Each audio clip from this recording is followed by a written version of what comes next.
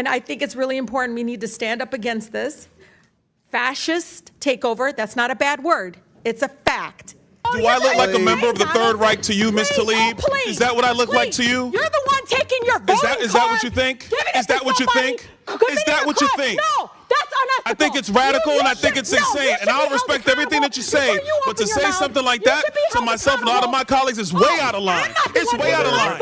It's way out of line. Regular order, Mr. Way out of line. Regular order. That's okay, but it's okay, right? What you are about to witness is a tense exchange between Representative Rashida Tlaib and Representative Byron Donalds. As Tlaib delivers a blistering warning calling the federal interventions in Washington a fascist takeover, the room snaps to attention. Her accusation lands not as rhetoric alone, but as a direct challenge to how power is being used in the Capitol. Federal forces, questions of local autonomy, and the spectacle of politics turned into policing. Donalds does not answer the policy point. He answers the person, erupting with the now viral retort, "Do I look like a member of the Third Reich to you?" Transforming a debate about institutions into an accusation of personal insult. This moment is more than a viral clip. It exposes how incendiary labels can short-circuit serious debate, redirect public attention, and harden political identities. What follows isn't just back-and-forth shouting. It's a small, raw window into how America argues about democracy, safety, and who gets to govern the places they live.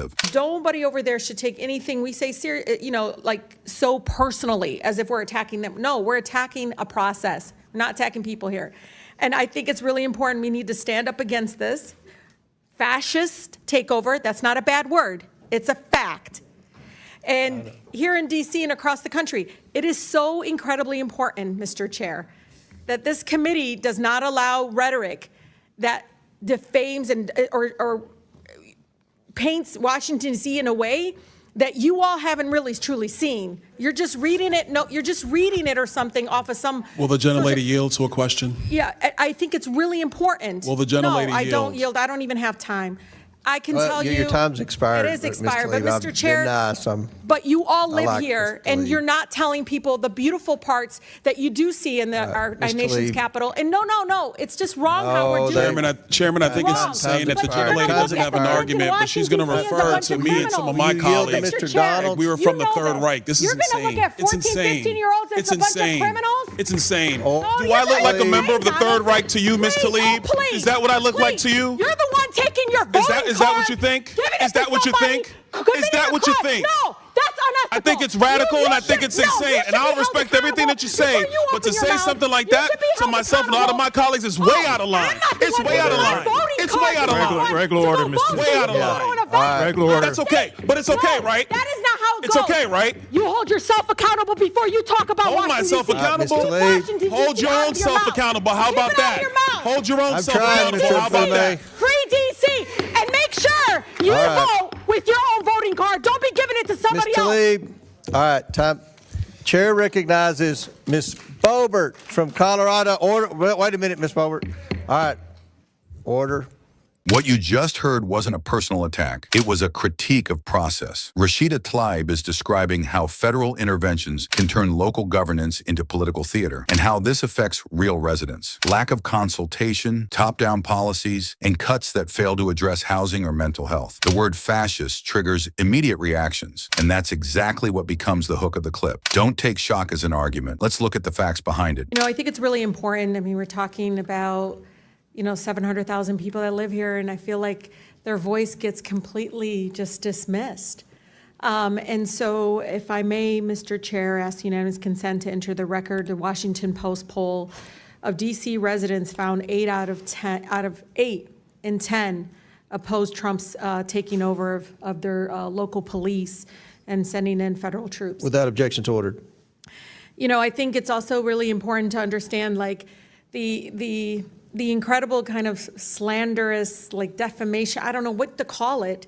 They're just burying Washington, D.C. You just heard them speak about our nation's capital in that way, in a way that I feel very much like that's not what I see. I see people walking around with their families, people enjoying time to see these beautiful, incredible, beautiful monuments and everything. And there's a pride here, too. And so I just want to bring the DC residents into this committee because I feel like they are being made invisible. and this really ugly picture that is not reflective. And I'm from Detroit. I've seen it happen to my city, and it's despicable in a way that I feel like really goes up against our values. One of the things that I know in every abuse of power that we let President Trump and the administration get away with in D.C., it will be replicated.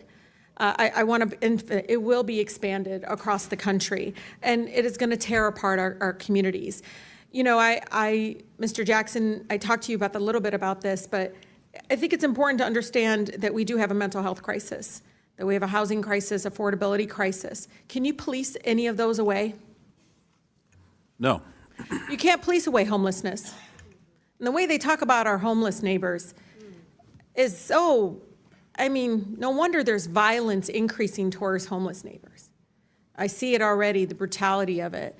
When we see housing costs go up, when we see, again, the lack or dismissiveness of the mental health crisis that we continue to grow. And it's not just this administration, and the previous administrations as well. No one has moved with the urgency that is needed. Just last week, the committee approved over a dozen bills regarding Washington, D.C. And, I'm just curious. Criminalize children. My colleague from Boston talked about this. It basically interfered with legislation already passed by the local government. Was anyone on this panel consulted? Any of you? Raise your hand if you were consulted on any of these bills. Yeah. We were not. One of the things that, AG, I've been listening to you. One of the bills actually eliminates your position completely. What effect would that have? Completely eliminating your position in regards to be able to do the job that you do to protecting all the families in Washington, D.C. We'll start with the fact that more than 70% of the residents of the District of Columbia overwhelmingly voted for having an independent elected attorney general. That's right. And that's a recognition of the fact that when an attorney general is directly accountable to the people, directly responsive to the people, we are much better at doing our job in terms of addressing housing affordability and conditions in slumlords, seniors and consumers who are being scammed, addressing the issues that are most important to D.C. residents, because I am accountable to them. I read wage theft is an issue, workplace discrimination. There's a number of issues that need to be addressed, and they're not going to address that. They want to paint you all as this ugly, dark, all just out in the street. The way, it's just unbelievable because they all live here. I don't see it. I don't see what they see. I don't understand why we're allowing that to happen, because I actually think it's going to hurt our communities. People are going to look at Washington, D.C. folks in a way that I think is going to be very painful, but also... Look at the pattern. The camera cuts to the shout, the clip becomes a meme, and the audience thinks they understood everything. But the real story here is different. It's politics made in the subtext. Rashida Tlaib isn't just cursing the system. She's describing how decisions made at the top, without consultation, without dialogue, turn into policies built on spectacle. These measures cost billions, divert resources, and rarely fund what actually reduces violence: education, stable housing, mental health care. While the headline sticks with, "Do I look like?" the ones who bear the consequences are D.C. residents, people who work, pay taxes, and simply want a voice in the decisions shaping their neighborhood. If you edit videos, think about this. Cutting to the shock gets views. Showing the process brings accountability. The question that matters isn't who shouted the loudest, it's who was consulted before pushing a solution that solves nothing. Let's go back to the floor and see who's going to answer for this. Every single time the Republicans call one of these overseer hearings on the district, we get the same paternalistic, infantilizing, just racially coded drivel. We are hearing the same old fear-mongering, the same misdirection and misinformation today, off-topic claims, including getting rid of DEI in D.C. And it's crazy to say, because you can introduce DEI laws, but at the end of the day, you are not going to erase Black people from the District of Columbia or any other place. police. And I just wanted to start with that. And let's be real, that's what's at the heart of all of these same conversations that we keep having about crime in underfunded and under-resourced black communities while they ignore crime in the White House and in their own houses. So I just wanted to establish that as we go through this. But Washington, D.C., we know is in a unique situation, you are especially vulnerable to Trump's power-hungry overreach.